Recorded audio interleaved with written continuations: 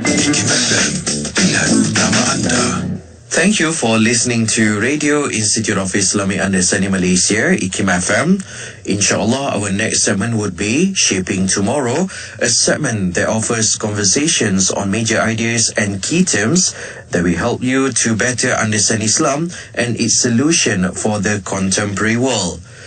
The segment aims to inform and educate listeners in understanding critical issues and ideas in the intellectual tradition of Islam towards solving challenges of contemporary Muslim world in layman's language. Inshallah, in a short while, you will be able to catch an exclusive interview which has been conducted by Encik Shafiq Burhanuddin with his invited guest, Dato' Dr. Said Taufik Alatas, who is the ex-Director General of Institute of Islamic Understanding Malaysia, IKIM.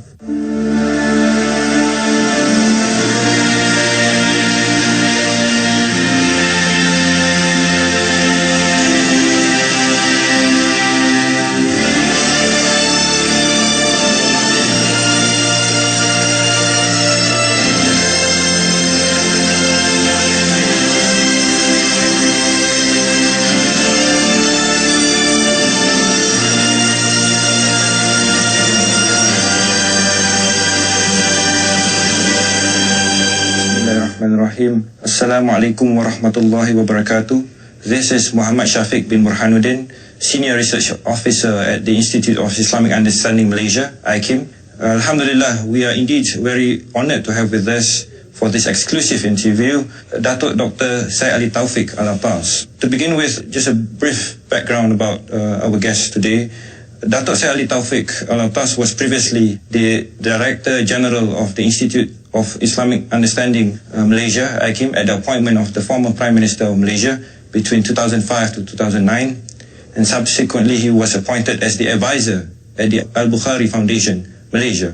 Dato', to begin with, we'd like to express our gratitude for not only agreeing to this interview, but for your contributions at this institute during your leadership, which I feel have given many youth and many Muslims such as myself the inspiration and hope that there are still personalities who will speak this religion without compromising some of our fundamental beliefs. Dato', in retrospect, since your leadership here, many issues have begun to emerge in this day of age. Of course, many efforts and many resources, a lot of money have been put in to try to revive, try to restore the place of Islam in the public sphere.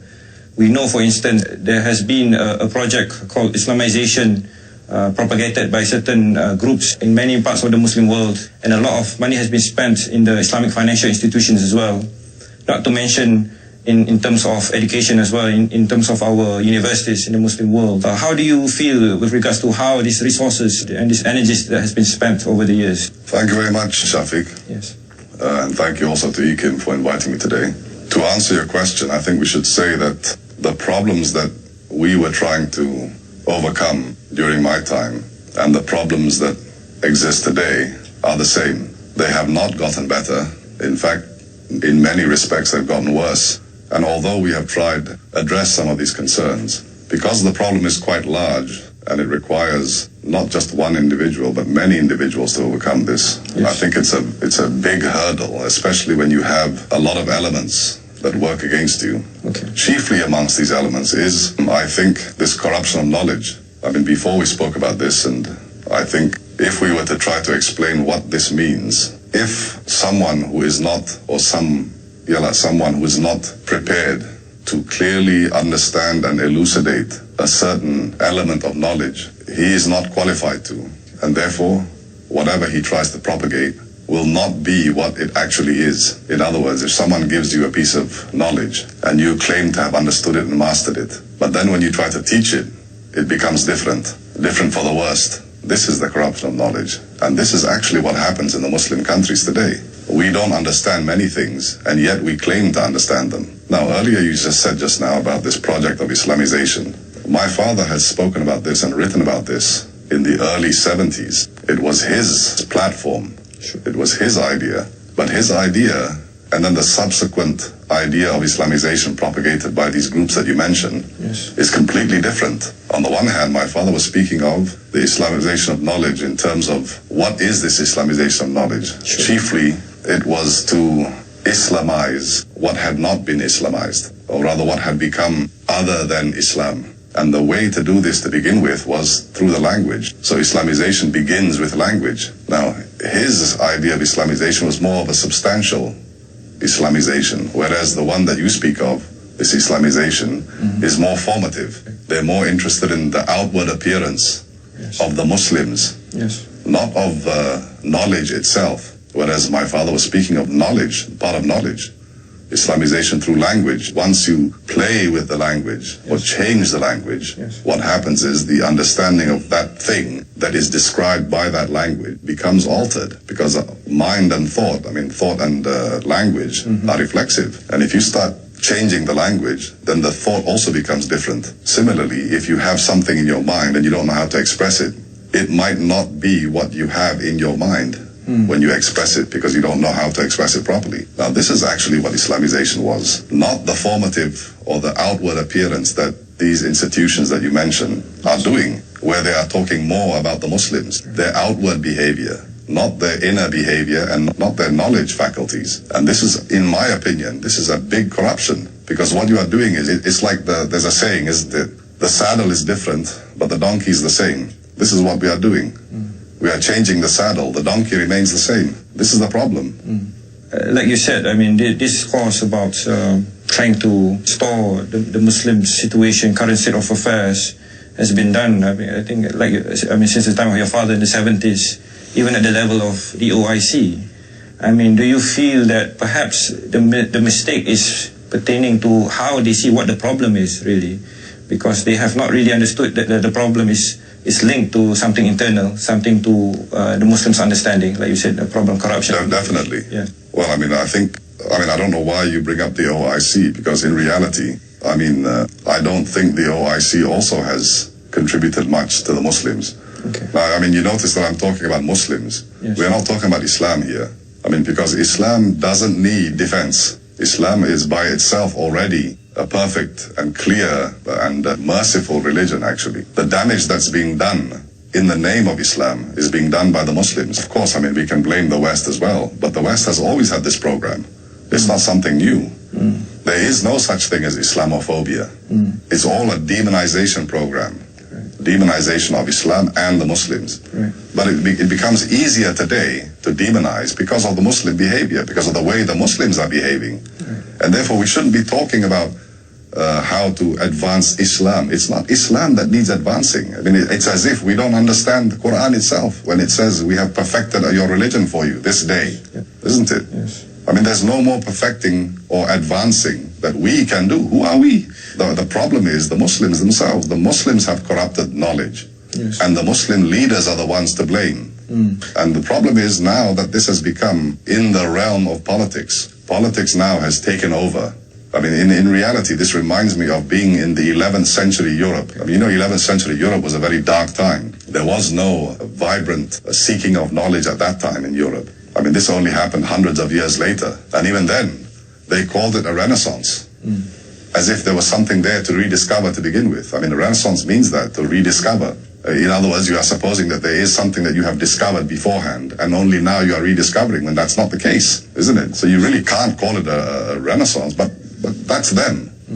In our case, though, in the 11th century, there was a very vibrant, knowledgeable atmosphere. There were lots of sciences being done. There was lots of discourse being done. There was lots of things going on. They were the leaders and the advanced people in terms of knowledge, in terms of law, in terms of politics, in terms of commerce, in terms of anything. Yes. And in terms of the arts. Yes. They were very vibrant, and the European learned from them.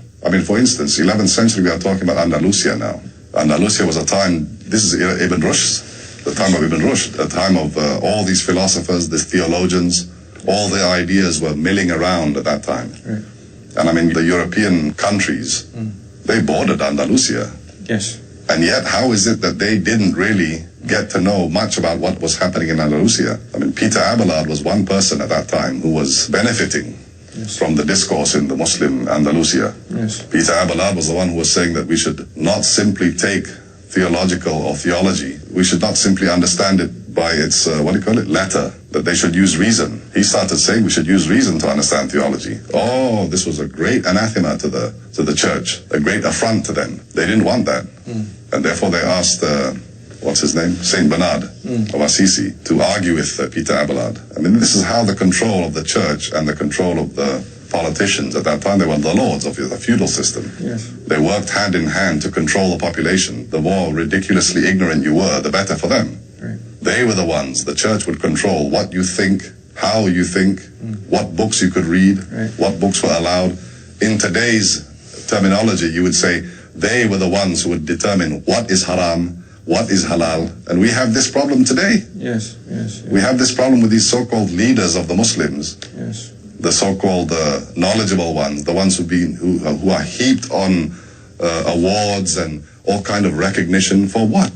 They're the ones who are saying what is haram, what is halal. Yes. As far as I know, as far as Islam says as well, what is haram and what is halal is already clear. Right. Allah has made that clear in the Quran. What is haram, what is halal is clear. The one who can say what is haram and what is halal is only Allah. It is His prerogative. Yes.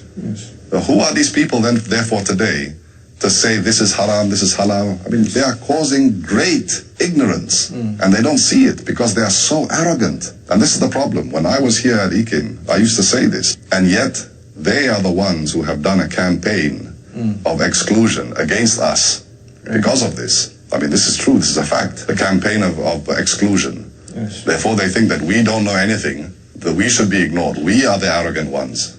Actually, it's not the case. But Dr., wouldn't you attribute this situation of chaos or disorder, this so-called crisis in our particular region? There's this colonization factor. I mean, in terms of the education, when the colonizers brought in foreign institutions like the University of Malaya, for instance, the English schools they brought here. So that creates sort of confusion in terms of who's who to refer to pertaining to religion, for instance. And even today we see that among the educated Muslims, they cannot distinguish between the traditional scholars, the authorities of the traditional scholars and the academic scholars. So they make this dichotomy. I believe it's the fault of politics and politicians. Right. They are the ones who elevate these people to positions, ridiculously extreme positions. They are the ones who do that because they have this mentality that they are the ones with this colonial mentality, actually. Right. The politicians and the ones in politics who interfere with religion. And they've done this all the time. Right. It's not something that is just now, but now the phenomenon is even bigger. I see. I mean, look at the time of the former Prime Minister when he started talking about Islam Hadari. I'm the one who said that this is not a new religion. You cannot actually call it this. That what we should be calling it is to understand the problems of the Muslims today within the framework of Islam, if that's what you mean by Islam Hadari. Of course, that's not what they meant. It was a political platform. Right. And today we have another one.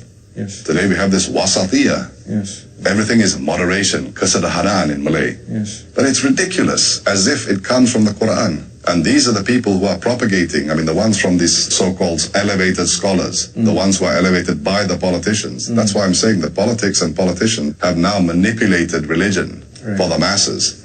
They are the ones who determine who the ulama are. They are the ones who will raise these people up to these positions of ridiculous honor. They are the ones who give them platforms. And therefore these people speak with impunity. Again, it's the fault of the ulul amr. I mean, look, if you start talking about wasatiyah now, moderation, and then say, as if it's from the tradition of Islam, it's as if it comes from the Quran, because they love to use this verse, ummatan wasatan. Yes. Isn't it? Yes. And then you say, see, there it is. They don't realize that verse, the term wasat there, if you go and look at Tabari or Tirmidhi, I think, and the companions of the Prophet asked the Prophet, what does this mean, wasat? Yes. And he answered, adal. Where do you see the word moderation there? Or kasadarhanaan. When you say sadarhana in Malay, you are talking about a quantity, isn't it? And instead, this wasat means justice. Therefore, when ummatan wasatan, it refers to a just people who are performing justice. In other words, these people have to know what is right, what is wrong, what the place of things are in the system. They have to know this. Therefore, the people have to be educated. But if the people are not educated, how can you have a ummatan wasat? And this is what's happening today. On the one hand, you talk about wasatiyah, but without justice. And then there's trouble, there's angst, there's difficulty. It's because there's no justice. You don't have justice, you'll never have peace. This is the problem. But on your last interview, in your last appearance at IKIM Radio, you also mentioned the fact that there are other two groups who contribute further to our present predicament, that of the scientists and the business people. Are they? Can you please elaborate further on how do they? I mean, I think we should just give a general comment, because now we are talking more importantly about these, the Muslims, the influence of politics and politicians on Muslims and on the religion of Islam. I mean, the businessmen, yes, they are responsible also for this corruption. Yes. I mean, they are marketing things to the population which are really unnecessary, or they are wrong, for instance. Right. I'll give you an example. Islamic banking. Is it really Islamic? In my opinion, it is not. It does not fulfill the requirements of the Sharia. Okay. And yet, on the Islamic bank boards, they claim they have a Sharia advisory council, and that whatever they give, whatever they try to sell to the public, is Sharia compliant. Right. Well, let's ask this question then. Do the people who are appointed to the Sharia board, do they understand conventional banking? Do they understand Islamic economics? Do they understand Islamic banking?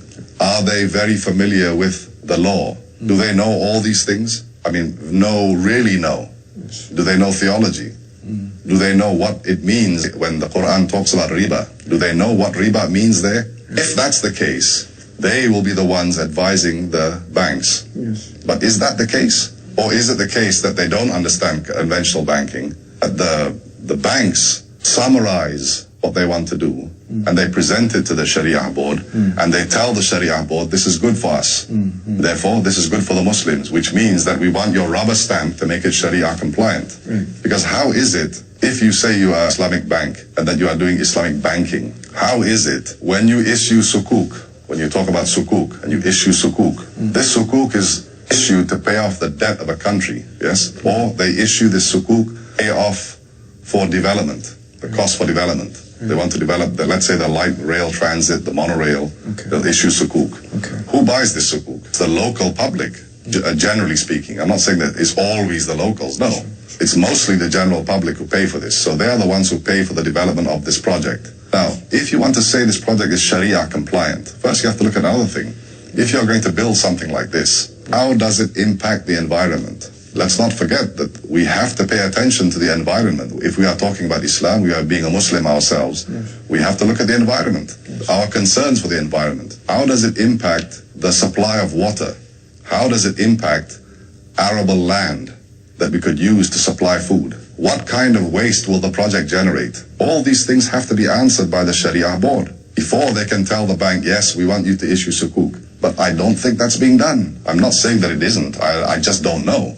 Yes. But judging by the way things are going, I don't think that the Sharia board has truly understood these elements. I mean, these are just 4 of them that I pointed out. There are many more. Dato', just now you were mentioning about many of the root problems of the Muslims, really, that many of the predicament that we see in the realm of in the religious leadership, politics and economics. Of course, it pertains to corruption of knowledge you mentioned, although in the realm of our financial institutions we have the Sharia Board of Advisors, but there are many things that are overlooked in that regard, and there are plenty of room for improvement. Can you perhaps share your thoughts in terms of what ought to be our collective strategy, perhaps? I mean, of course, the solution, and you have spoken about this, and your eminent father, Professor Dr. Syed Muhammad Nakib Alatas, have spoken about this long time ago, since the 70s, about the centrality or importance of higher education to resolve a lot of this problem. Can you share us your views about what ought to be the way forward now? Well, I mean, if you want to fix something, it has to be done from the top down, Right. not from the bottom up.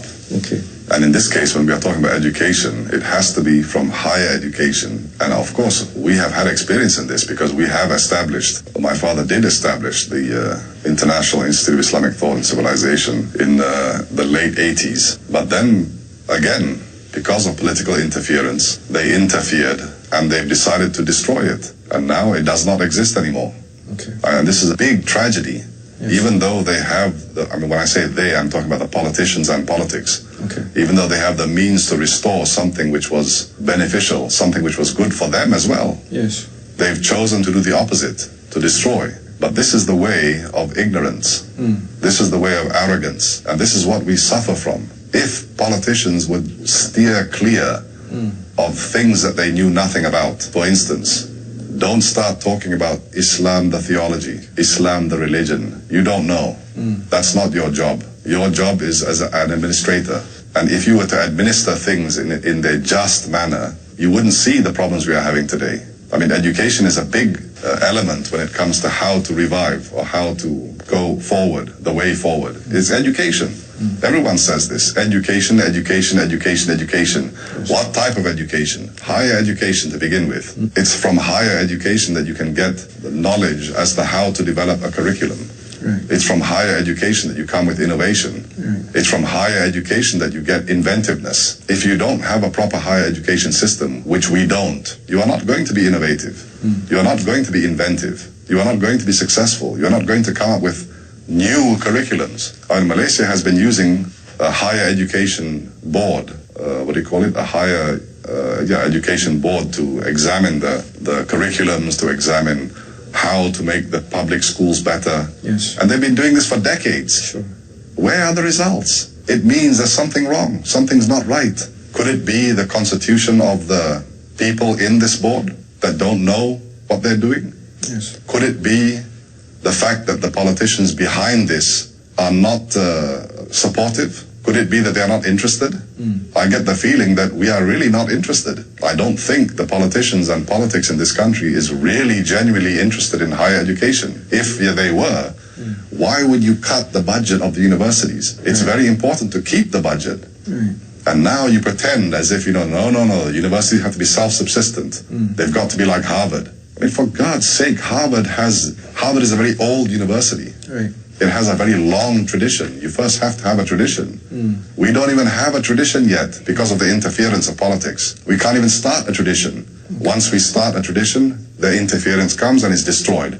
Hence ISTAC, the International Institute of Islamic Thought and Civilization. There was a tradition. But when you start interfering, you put your fingers into it, you start thinking that you're going to have to regulate things, become politically controlling. This is what happens. It destroys it. Perhaps I thought there are other ways to resolve this predicament. Perhaps we should transcend the local government politics and perhaps build this based on support of international Muslim community or international community of scholars and businessmen. So that's why perhaps I suggested earlier. That's why I was interested to know more about how OIC could play a role. Perhaps it should be a neutral body. No, I understand that, but Yes. to do anything. Education and research is not cheap. You need money. The OIC is limited when it comes to funding. Okay. They're very limited. I've asked the OIC before. I see. I think they said that their maximum was $5 million. You can't do anything with that. What we are talking about is something that will cost 100 million, 200 million to sustain for the next 10 years. 200 million ringgit, $50 million. That would be the bare minimum to sustain for the next 10 years. Okay. That is without any kind of research, without any kind of development. Right. And research and development costs money. You can't think that you're going to invest a certain amount of money into research and development and expect results. You are lucky if 10% of your money is returned from the results of the research. That will be lucky. You can never expect a certain amount of investment in R&D to pay you back in full. It's not going to happen. Right. Like I said, 10% of the time the research and development is successful. And that is a very generous figure, actually, I think. Therefore, it's not as simple as get the collective ummah to do it. Because, again, you need money and you need political will. Even if you had the money in Malaysia, you would have political interference, unfortunately. That's what I'm trying to say, that politics should stay out of things that they don't know. They are contributing to this corruption of knowledge. They know very little about a certain subject, and yet they talk as if they know a lot. Dato', perhaps for our younger audience to be better informed, can you share with us your vision and perhaps your father's vision of how the education ought to be for Muslims in this country or globally? You speak of proper education. Can you Proper education. We are not talking about a proper Islamic education vis-a-vis sekolah tahfiz or this madrasah type of thing of the past. Right. Although the madrasah system in the past was much better than this tahfiz today. That's my opinion. The madrasah was an invaluable system actually before. Okay. But for instance, if your children in the past, if they wanted to know how to read the Quran, how to have some hadith, Yes. how to know some akhlaq, they were normally sent to the madrasah Yes. or to the mosque. And at the mosque they would have this person, they would generally call them labai, to come and teach this very basic things. Later on, when you get to a higher education, then you can start delving deep into the theological aspects of things. Right. But for now, you need to have a proper, solid foundation, which means you need to know how to read at least the Quran, right? Not start reading the Quran to learn Arabic. You read the Quran because that's the Quranic language is different from the Arabic language. Right. I mean, I don't mean different in terms of its structure, it's the same. Sure. But the meanings are different. Meanings. This is your primary education. Okay. But in terms of our primary education as well, you don't start teaching them philosophy in primary school. Okay. But they are doing this here. And when you say, well, how? Philosophy, you're thinking maybe Aristotle, Plotinus. No. When you start saying that we are going to teach them the theory of evolution in science, Yes. and you're talking about pure science, already there's a corruption there. Again, corruption of knowledge. Right. Because on the one hand, the pure sciences discuss the phenomenological, the Yes. physical. Physical. These are the pure sciences, physics, chemistry, biology, mathematics. Yes. And yet you are inserting a theory of evolution, which is part of the philosophy of science. And it's still a theory. Because of that, you'll have the other group of people who will say, well, if you're teaching theory of evolution in science, you need also creationism. Again, that's a philosophy. It should be in the philosophy of science. You don't teach a young mind philosophy. They are not ready for this. And therefore, your curriculum also has to be thinking about these kind of things. How do we change our curriculum? It's not a difficult thing to do. You teach the pure sciences. You don't teach philosophy of science. You begin also teaching logic in school from a very young age. And the Malays in the past, they did that. Right. The Malays in the past would impart this kind of logic onto their children with the Malay Pantun. You know, their Malay Pantun was always the logic of consequent. If, then, if, then, if, then. That's right. It was always that. Yes. And that trained the young mind to think of more higher element, higher plane of thought later on in life, because now they already had the foundations of logic, the training for logic. And then from there, the Pantun, if then kind of thing, it's the logic of consequence, like I said. Yes. Then you move on to the basic mathematics. These are all modern formal logic. Mathematics is also a logical thing, but it comes with a language too. And they learned this from them when they were young. But when we start destroying the Malay language, which is what we are doing today, Right. we are corrupting and we are de-Islamizing actually, because we are beginning with the language. Right. We are corrupting the Malay language. And who is doing this? Again, politicians and politics. They are the ones responsible once again for corrupting the Malay language. Right. Now we are changing it. It's no longer Malay language. Now you might as well call it Malayanized English or Anglicized Malay. Which one is it? When they speak, they don't speak Malay actually, they're speaking English. Yeah. And this is what they're doing. We are not saying that English language is a very bad thing. No, of course not. English language is an international language. Yes. We should be teaching our children English language. Yes. We should be teaching them subjects in English because a lot of the reference works are in English. There shouldn't be all this problem about which one to teach it in. Science should be taught in English or Malay. Why is there such a big problem? There should be a choice given. If you want to learn it in Malay, okay, fine, learn it in Malay. But make sure that you know what you are talking about in Malay. But that's not the case. In English, you look at the sciences in English, a lot of the definitions in sciences in English are done from the Latin. Right. Some of them still have the Latin terms with them, like biology, for instance. Sure. In classification, all of the terms are Latin terms. Right. How do you Malayanize that? You have not done any research, precisely because you are only spending 0.8% of your GDP on research and development. This is the kind of money we're talking about. Okay, we'll have a quick break and we'll finish up, close up the show after this break. Thank you.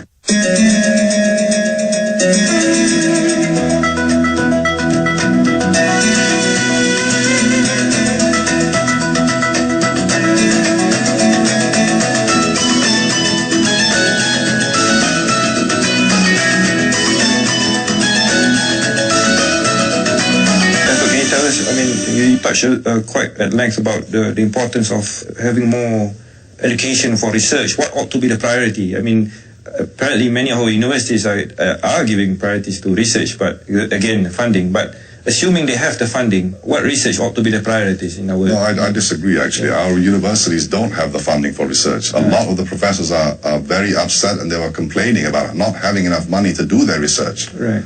There are lots of able, capable people in our universities who want to do research and who are doing useful, beneficial research. Okay. But because of the budget cuts, they themselves can't keep up. I see. And like I said, research is not something that you're going to expect the results that you want. You can't say to the professor or the associate professor or the lecturer, whatever it is, you can't tell him, look, I want results like a production line. You must write X amount of books a year. You can't simply tell them that. They have to conduct their research. And the research takes time. We are not writing speeches for the government. Yes. We are not writing papers for the government where they want it in 3 days or in 2 days or in 1 day or an hour. We're not doing that. We're doing actually research which takes time. And therefore, not being a production line, we need to have a budget. We need to have money. The government must pay for the universities in this country. That would be Islamic, to pay for the university, because education is one of those things which you have to have as far as Islam is concerned. And because your country's wealth is being split like a pie, putting allocation budget here and there, you should put your budget back to the universities. How do you feel about this issue of funding has to do with how we understand the economic system today ought to operate? Perhaps there are lessons that we should try to draw from and try to reenact into this context pertaining to the Islamic economic system in the past. We talk about Waqf when we talk about the whole economic philosophy and practices in the past. Perhaps this sort of thing can be revived to try to alleviate some of these issues that you speak of. You're right. Yes. You're right. It could be. I mean, how much have we done on Islamic finance? How much work has been done on it? I mean, I know there's quite a number of things being done on Islamic finance, on Islamic economics, but still, what we know pales in comparison to what the West is doing. I'll give you an example. Yes. In the early days, when the spread of Islam was very active, it was very quick, very fast. The spread was very quick and very fast because, partly because of the translation movement. What these Muslim scholars were doing, they were translating lots of works from the Greeks primarily into Arabic. And these works were then disseminated. Yes. Other scholars would come because they would love to learn. Baghdad became the center of learning because the scholars were there. They were the ones doing the translation works. They were the ones writing. Nishapur was there. All these places in the Muslim world. They began with this translation movement. They were thirsty for knowledge. Now let's look at today. According to figures, the country of Spain, they translate 300,000 books from other languages into Spanish and from Spanish into other languages. 300,000 a year. They do that. The whole of the OIC, the whole of the Muslim countries, they translate collectively 100,000. 193, that's the OIC, isn't it? 193 countries. Yes. 193 countries only translate 100,000 works. And these are Islamic countries. And yet Spain does 300,000. How do we expect to once again rediscover our past if that's what we're doing? We don't care about books anymore. This has been said again by the government, by our government, that we don't care. Everything should be online. Everything now is IT. Books are irrelevant. This is what they say. Now you can see already, look at today's day and age, that the internet is unreliable. I mean, of course, the internet is also a very marvelous tool. Yes. Once again, thanks to the scientists. Sure. It's a marvelous thing that you can get information at the touch of a finger. But how are you going to be convinced that what you are getting there is true? Now there's a talk about fake news. There's a talk about fake information on the internet. This is not to be believed. Politicians will tell us this. When it doesn't suit them, they'll say this. Okay. But that's true. There are a lot of things on the internet which are not reliable. Now, if you're going to say this, and you're going to say everything should be on the internet, how do you know the reliability of these things that you read on the internet? You have to have the physical copy itself. If you're doing research in a higher institution of learning, and you research something, let's say you research hadith on the internet. Okay. That's well and good. Research the hadith on the internet. You'll get the hadith. But you always have to go back to the source. In other words, you have to go back to the book to confirm that that is what it says. And yet, we are not paying attention to this. We don't care about books. Look at IKIM's library. It has stalled. Look at our universities in this country. Their budget for buying books and expanding their libraries have been severely curtailed.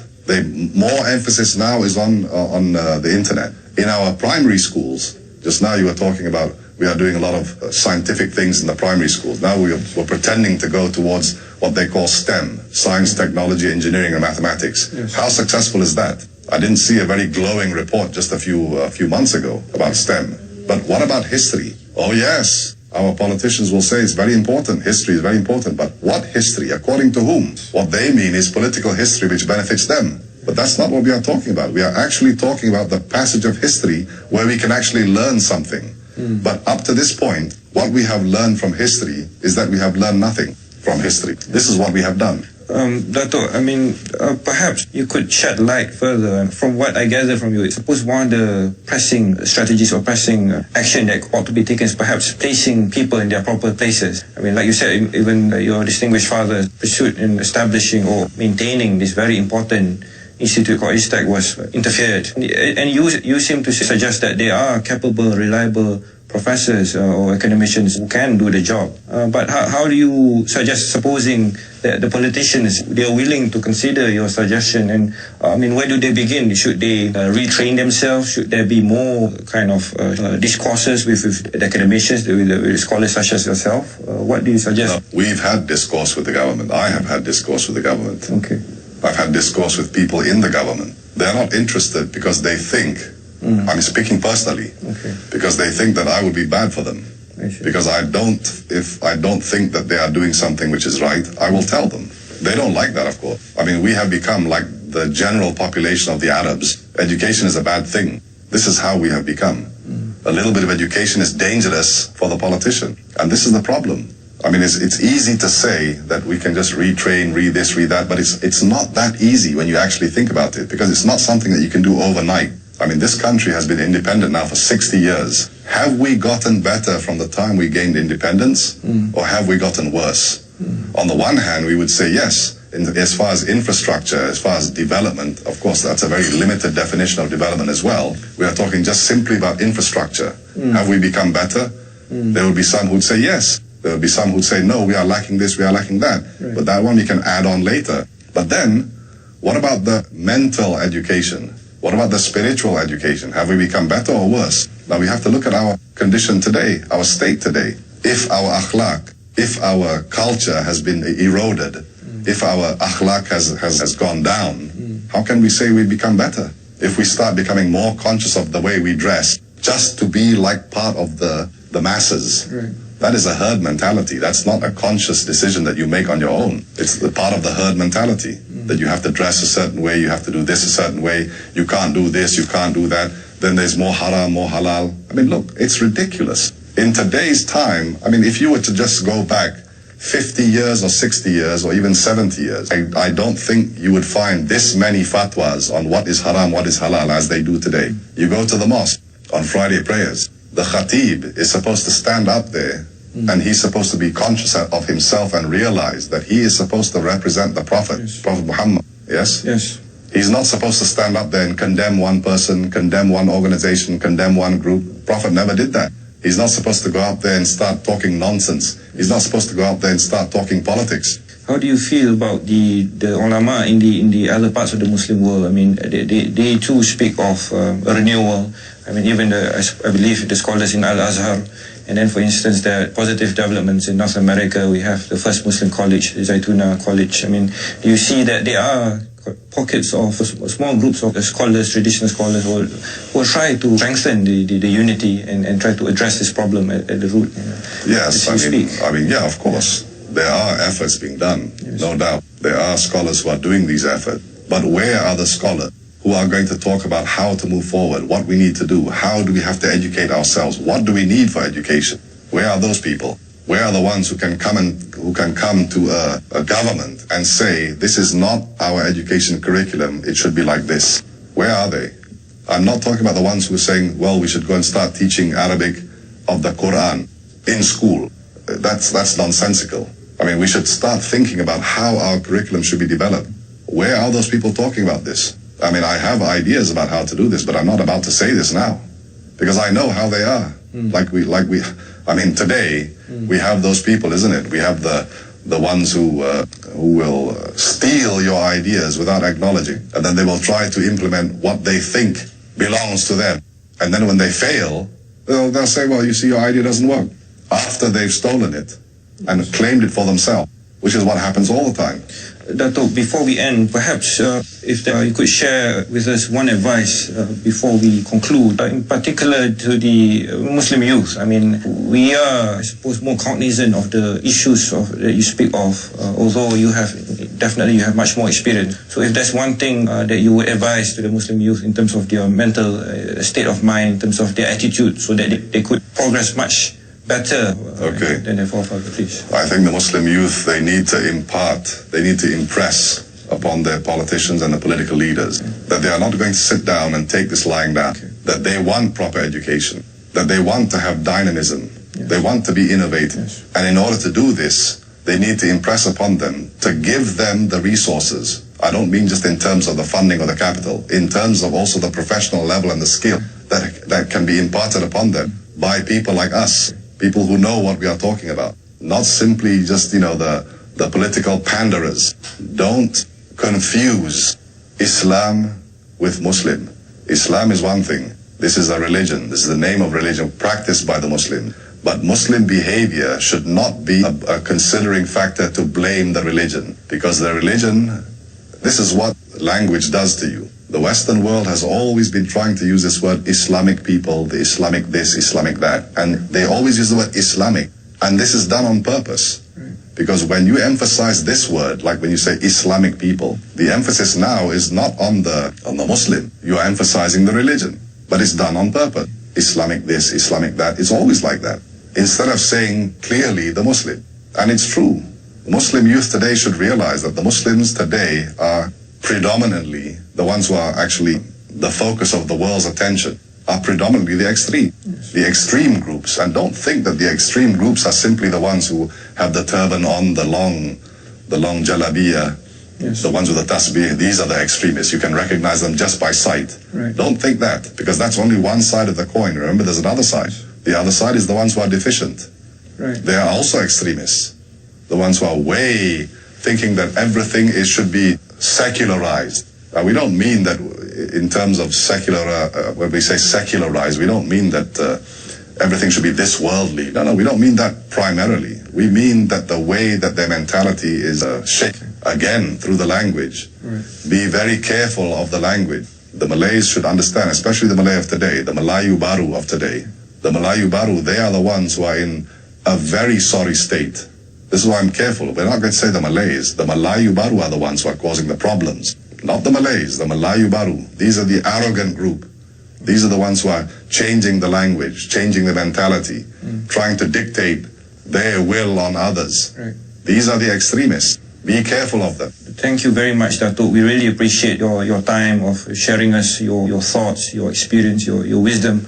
We really hope, especially those of my generation, that persons like yourself will continue to speak to us and to continue to counsel us. Inshallah, we hope to have you again in this show. Inshallah. I mean, this is a very short show, actually. We could speak some more. Yes. In fact, there are other issues to talk about, especially with regards to history, with regard to world history. Yes. But because the time is very short, we can only condense our thinking into a very short space. But I thank you very much for your invitation. I thank Ikim as well. Thank you, Datuk. Inshallah, we hope to see you again. With that, wabillahi taufiq wal hidayah. Assalamualaikum warahmatullahi wabarakatuh. Wa alaikum salam wa rahmatullah.